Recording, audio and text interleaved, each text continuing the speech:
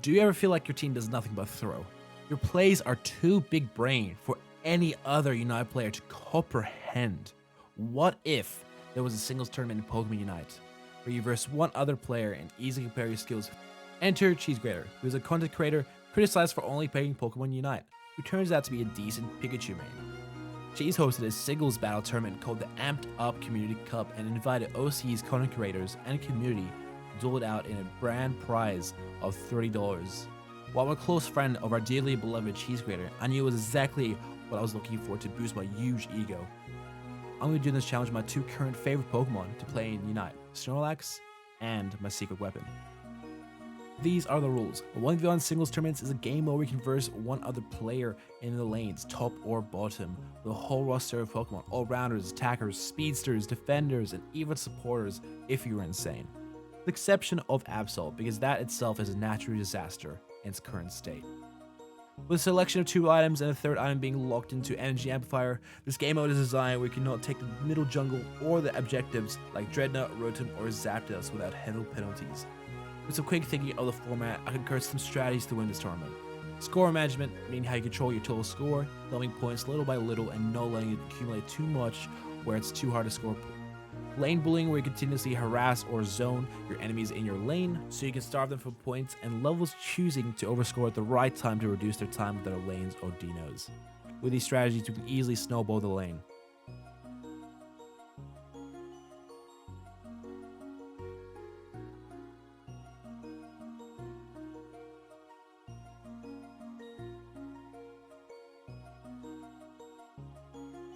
I chose to be my partner in the singles 1v1 tournament at Amped Up Community Cup to be Snorlax. Having a naturally strong early game confirmed with Tackle, I gave my Snorlax the mandatory Energy Amplifier, Aries Cookie, and Aries Weight. With the strategy I came up with, I was guaranteed to get my full stacks and be the absolute behemoth in the battlefield. Using the Battle Atom X speed, using it alongside Yawn and Flail, nothing will escape the grasp of the diabetes. With our Unite, we can reliably counter nearly every ult in the game as well. Currently, this is my first YouTube video, and I would greatly appreciate it as it will encourage me to make more videos like this. Back to the tournament. The bracket was randomly chosen by a wheel and announced a week before the tournament. And our heart dropped when I saw our first round opponent was Salt, the last victor of the last local 1v1 tournament and one mean Machamp main. Our first match, instead of a predicted Machamp, our opponent has actually chosen a Azumarill. Our general strategy is to score, bully, pressure, and get stacks as much in the early game because Whirlpool crits will hurt. I proceed to Skier and bully the Meryl early game as much as I've always got a 3-level advantage. Allow me to do whatever I would like to do with it. Steal his buffs, done. Score on his face, done. Make the point even mine, done. After all that, in the end of the game, the Azumarill gave me a kiss, and smacking Zapdos gave me the win, 212 to 11. Our next opponent was the formidable Calosaurus, very well known in the OC's Pokemon Unite community. She won into the last opponent with the same strategy, with focusing on scoring, bullying, and early pressure.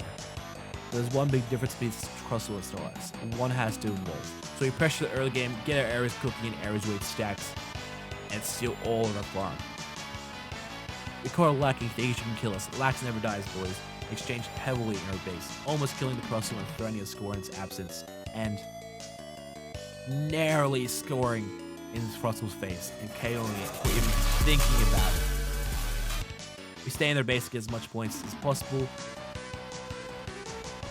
and win the game 224 to 107, securing us the spot in the semifinals.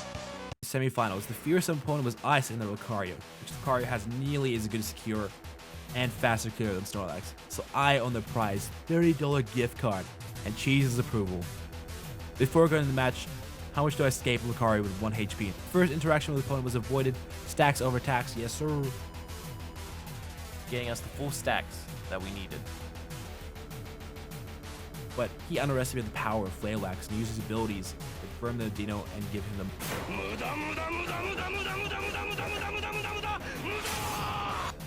I get my points in. I'm feeling kind of confident until Lucario hit level 7, gaining access to close combat.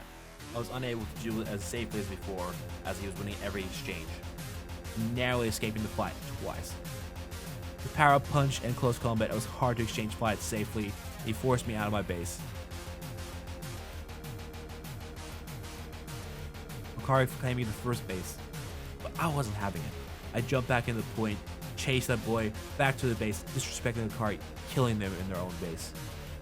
Gave me the advantage for double points. He tried to punish me for overstaying my visit, but like in his name, in fact, I'm more slippery than ice. But Aura Spear directly hits me, leaving me with 1 HP. And the Speed Boost allows him to catch up with me alongside my fail, charging up the Power Punch right behind me. Things were looking grim, but RC sent me a message.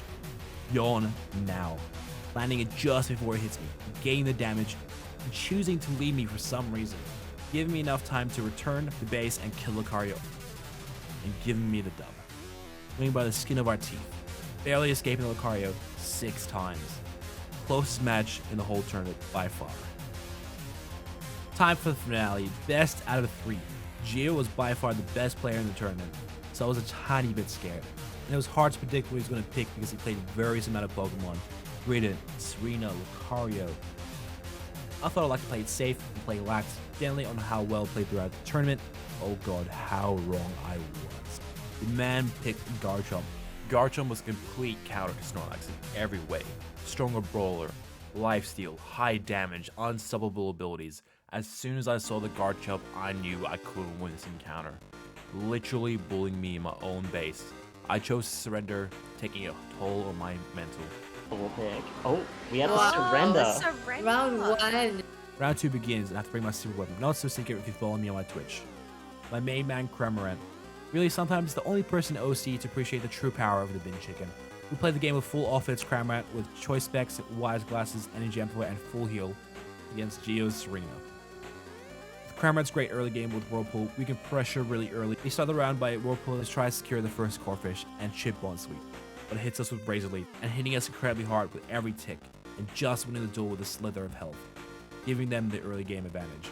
Next interaction we had was at their goal to dump access points while I knocked them up with Hurricane and Escape. But Steerny was right up my rear, so I led the Steerny to the bees and Whirlpool my feet and Hurricane them to stack up the damage. But to my surprise, Steerny's Storm is actually unstoppable, being immune to the Hurricane's knockup, and just able to kill me again with low HP. Things were looking too Muhos for me. With Geo's Serena having a 3-level advantage, all I could really do was try to steal from a stomping Serena. As his last resort, I took a jungle buff deduction to get some levels, but he bullied me on base and killed me again and again. Yeah. Oh no, the ult just took 75% of his HP. Things weren't looking so good, so I played slow and wait for my Ondinos to spawn and get my Unite to somewhat contest anything. He goes for my bees, but I get a cheeky spam abilities combo as Geo tries to trade blows back, but unable to stop the Iron Chef Gordon Ramsay. We serve salad right up, giving us the levels and a chance to score our points. Time for a comeback.